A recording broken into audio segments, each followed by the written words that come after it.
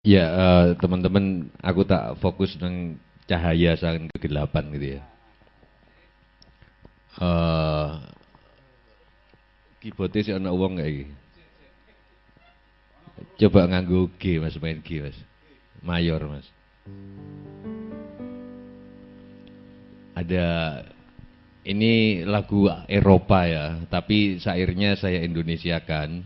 Saya bikin dalam bahasa Indonesia. Beda syaire. Gak usah nganggo irama Mas, ngelintingin aja.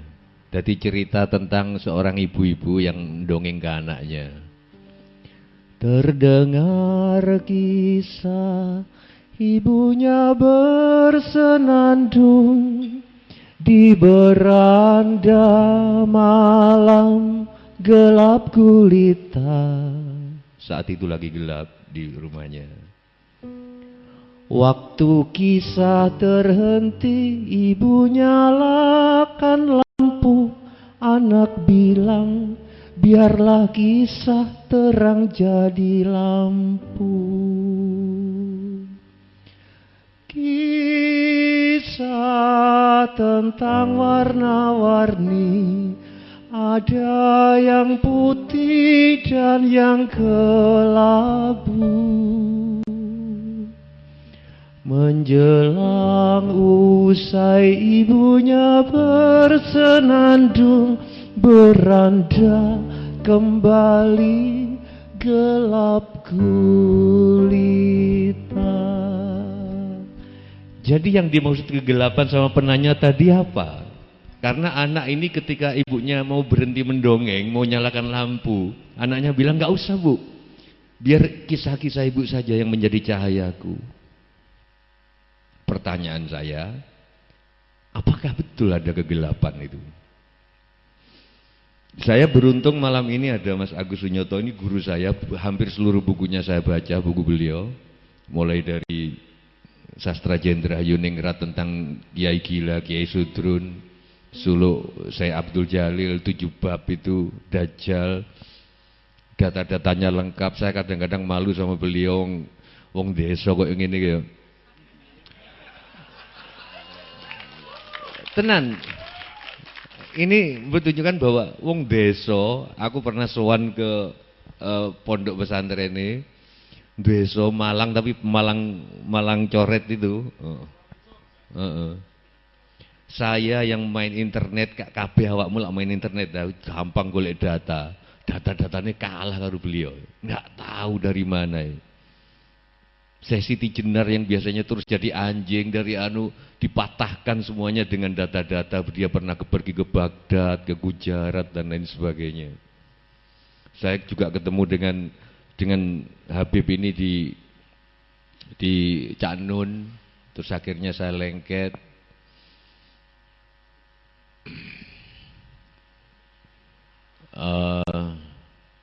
Apakah itu bukan cahaya gitu? Saya nggak ngerti dalam kegelapan ini tiba-tiba aku ketemu Habib, aku ketemu. Apakah betul ada kegelapan? Bukankah cahaya itu dari akal? Meskipun soal akal aku berbeda sama Mas Agus sama Habib, karena dalam temuan ilmu pengetahuan modern yang disebut seluruh proses kegiatan merasa, berpikir dan semuanya ada di otak.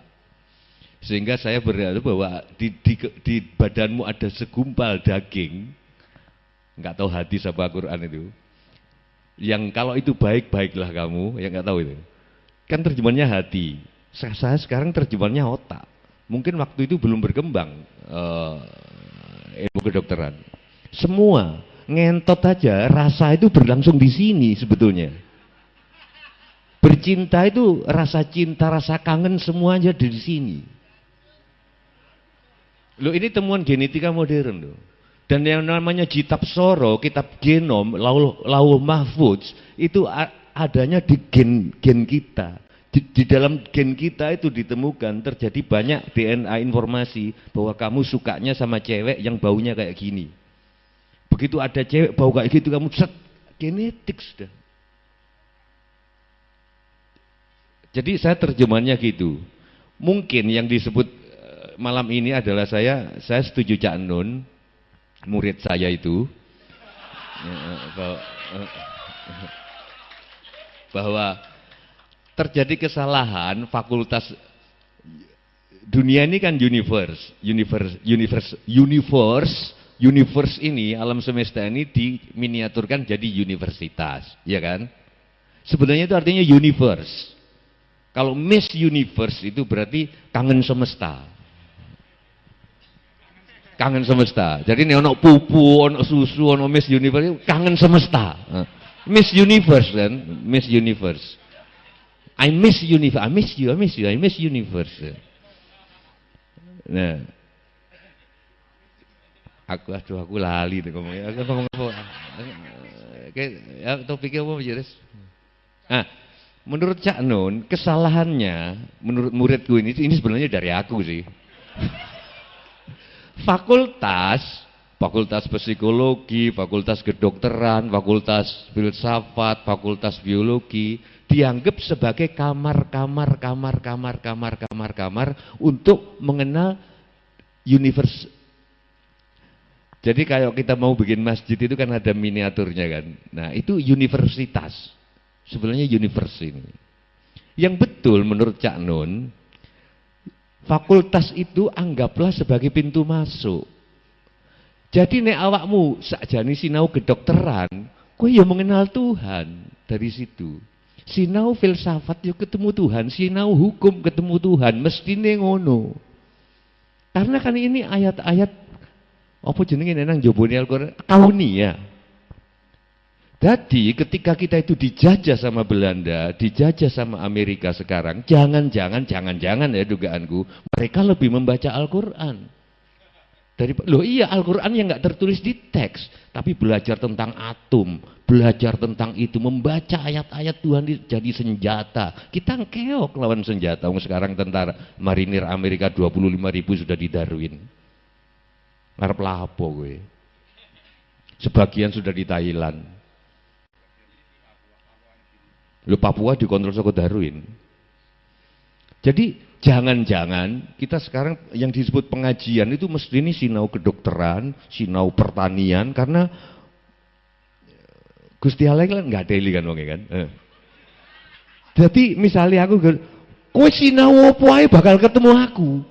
Ngono lho. Sinau umbi-umbian, sinau sakjane. Nah, kita yang merasa suci ini, merasa baca Al-Qur'an itu saya ngaji, moto iku sing ngaji. Ngono lho, jangan-jangan begitu.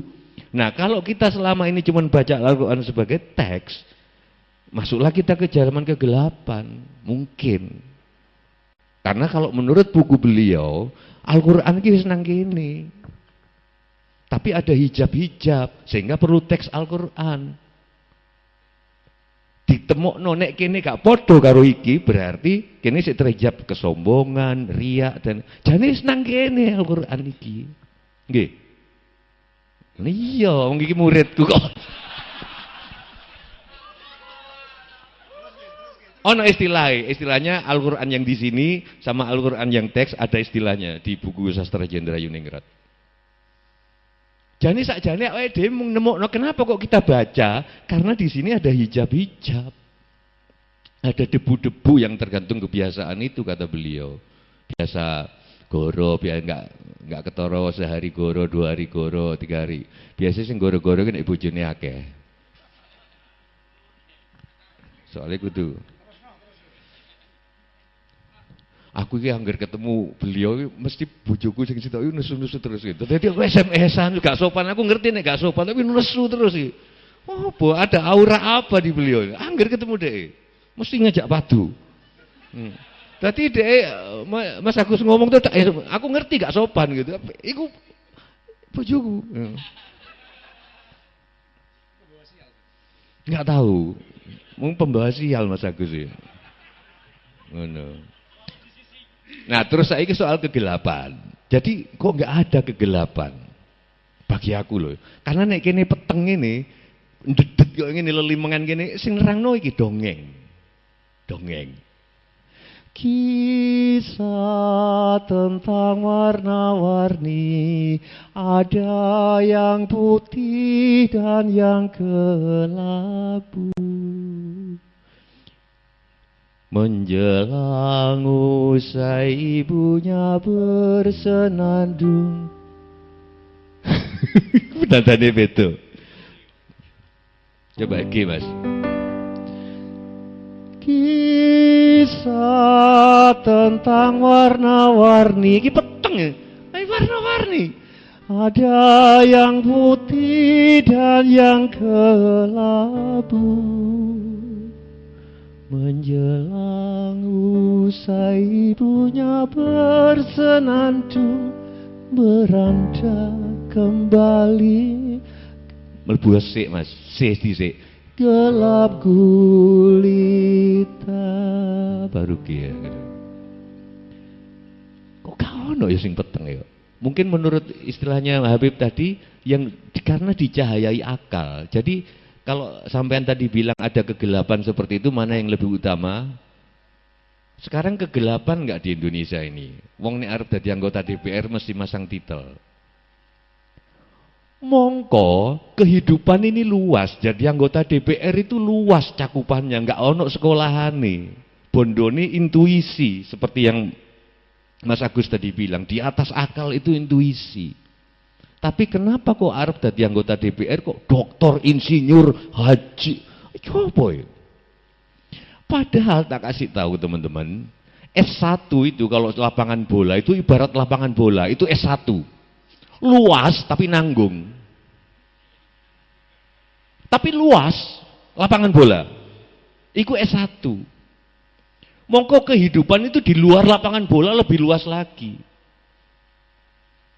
Nah S2 itu kotak penalti itu loh. Lebih sempit lagi ilmu iya. Tapi lebih tajam. Nah dokter itu titik penalti itu kecil lebih sempit lagi tapi kecuali nek sing nendang aku loh ya. Nah sekarang kok pertanyaanku, jadi presiden, jadi bupati kok sik masang dokter? Dokter itu tingkatannya staf ahli. Dan dokter itu seperti SIM, izin untuk meneliti. Saiki dokter itu biasanya disertasi itu menjadi karya terakhirnya. Jadi berarti wis menggak-menggo nganggo wolu, wis rampung wis di SIM dokter wis, tapi gak nanti nyetir. Kan rada asu itu. Nah, tapi gimana nggak kegelapan ini diperkaya oleh kita nggak sadar bahwa kalau kita milih anggota DPR harus yang dokter. Gak ono sekolah nih, kui kelasnya staf ahli. Pemimpin itu, ayo, dokter pertanian, oke ngomong soal pertanian, satu sektor kan menurut Habib tadi, satu sudut pandang. Soal mencuri tadi loh, dari sudut pandang mencuri ini. Dari satu sudut pandang yang sempit itu tapi tajam. Oke, dari keamanan, misalkan dia sarjana pertahanan. Oke, ngomong dokter, di titik itu. Oke, dari kesehatan ngomong, oke, dari cek, oke. Terus aku sebagai presiden, cek sendekku manteng, intuisiku keputusanku iki, enggak ono sekolahane, karena di kehidupan. Itu yang membuat kita bodoh akhirnya, menurutku ini kegelapan. Tapi nggak bisa disalahkan karena rangkaiannya panjang. Universitas kon golek duit dhewe. Akibatnya apa? Harus buka program doktor. Program doktor ditawar-tawarno. UGM nang kabeh nawarno nang daerah-daerah iku nggak bikin asrama sendiri kan di kampus-kampus sekarang tumbuh. Jadi ini memang sudah kegelapan. Mestinya orang yang mencari ilmu itu tujuannya untuk staf ahli sama peneliti. Jadi kalau aku jadi KPU dilarang masang gelar. Enggak relevan itu. Begitu kamu pengen jadi dosen harus gelar dipasang. Banyak sehingga orang ngejar gelar enggak seperti tujuannya Habib. Datanglah ke masjid ini, khotibnya haji, ini dokter, ini apa hubungannya? Dia dokternya ilmu pesawat kok. Loh, dia suruh khotbah, tapi dokternya enggak ada hubungannya. Enggak, maksudnya banyak kegelapan-kegelapan seperti ini. Terus ujian nasional. Sekarang sudah berkembang ilmu statistik. Apa sampean kira nek quick count kuwi ngitung kabeh seluruh kotak suara? Enggak kan? Ada ilmu statistik. oh sana kecenderungan, aku nggak ngerti ilmunya, tapi ada ilmunya, cukup beberapa titik aja, misalkan 2000 titik di Indonesia, pakai ilmu, ketepatannya mendekati. Nah kalau sudah diketahui gitu, kenapa nggak pakai beberapa titik sekolahan saja yang pakai ujian nasional, kalau tujuannya untuk mengukur keberhasilan kurikulum. Nggak semua Indonesia jadi ujian nasional. Karena yang berhak menilai murid adalah guru. Oke, sekarang aku tak cerita manis soal kegelapan. Ini yang Mas tadi nanya, pernah aku ceritain tapi mungkin nggak datang di pekan lalu. Aku saja ini gak dijadwal norek iki. Cuman ketemu iki di Jakarta minggu lalu. Aku tak pikir wong iki rodok malati. Ya wis aku teko.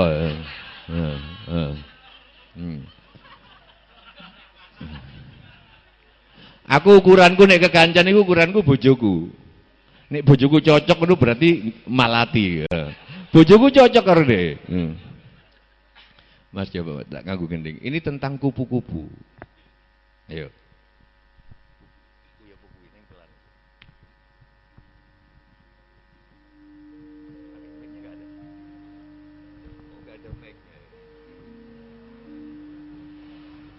Enaknya jadi sinden ini kita kalah. Apa soburu ya. Kesabaran kalah sama sinden, nggak ada mic-nya juga diem aja gitu. Kita kan orang modern lah, mana mic-nya mana? Kita yang bingung malah. Menang ya. Itulah mungkin sabar itu. Nggak ada. Sama saya pentas musik Mas di dusun Timokerep, dusun itu. Di dusun Timokerep di Salatiga sana, 10 km masuk. Yang orang mandi itu masih telanjang dada itu loh. Kayaknya sing bingung aku nginceng. Tapi wong desa biasa itu jancuk ya. Berarti yang namanya porno itu adanya di sini. Oh ngarit, ono sing ngarit, ndelok ae enggak padahal mandul udah. Ono itu 3 tahun yang lalu. Yang aku mau cerita, aku pentas musik di sana, minta tolong sama pemusik setempat untuk gamelannya. Gladi resik sorenya, oke, bergladi resik sore malam pentas aku nggak sempat nonton buri, langsung menonton nyanyi lo gak muni gamelane, tak delok wonge wis beda. Jadi dikira tadi gladi resik itu sudah pentas gitu. Wonge beda mana? Jadi di desa nggak ada gladi resik, namanya pentas ya pentas. Ada banyak, ya itu sing gadeline Gusti Allah itu kita dikasih ayat-ayat. Ono wong gak ono mikir, gak panik iki apa? Lho, Mbak, monggo Mbak, kan anu mikir sama nonton mboten dereng. Ya asik kan kita ngomong ina mau bisa beri apa? Ayo ayatnya. Apa? Innallaha ma'as-sabirin. Allah tapi kalah karo dhek. Ya kan kalah. Yuk.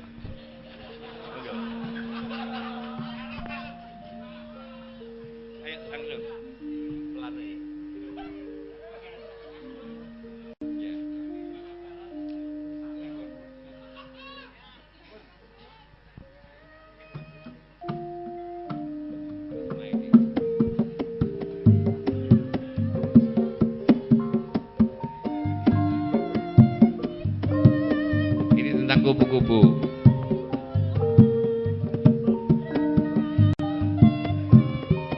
Nah, dia nggak penting kedengaran atau nggak penting kan?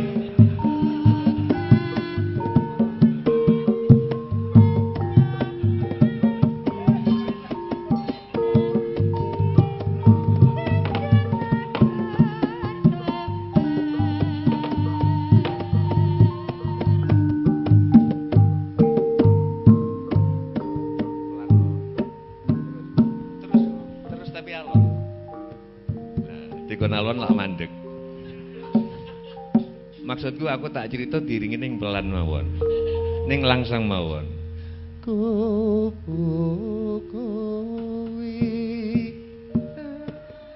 Nah, warna yang suci itu apa teman-teman? Menurut kesepakatan asumsi, putih. Ada di taman itu terbanglah kupu-kupu putih. Hei, lihatlah aku. Akulah warna yang paling suci. Akulah putih. Tiba-tiba datang kupu-kupu merah. Apa? Kamu mengaku paling suci? Lihatlah di taman ini ada mawar, ada bugenvil, semuanya merah. Kau bayangkan kalau seluruh taman ini warnanya putih. Wah, wis keder iki. Wah, bener juga ya. Bener juga. Tapi habis itu ternyata tiba-tiba terbang kupu-kupu kuning. Merah, jengger, putih, pucet, nek gak ono kuning, nggak ada aku, nggak semeringah, nggak semeriwing, nggak cerah. Lihatlah mas-masan anting warnanya kuning. Wah, di atas angin. Lalu terbanglah seketika itu kupu-kupu hijau. Kalian semua masih kalah sama aku, warnaku hijau.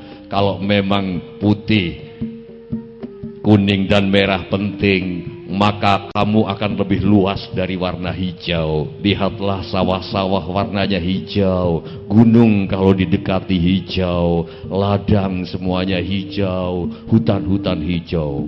Wah, merasa menang. Lalu apa yang terbang? Kupu-kupu biru. Jagat Dewa Bathara ya jagat Pangestunkara. Kalau memang hijau itu memang disenangi oleh Tuhan, kenapa langit warnanya biru? Langit lebih luas dari hutan dan gunung-gunung, lebih luas dari hutan dan sawah-sawah. Kalah sama biru. Akhirnya apa? Akhirnya apa? Terbang kupu-kupu hitam.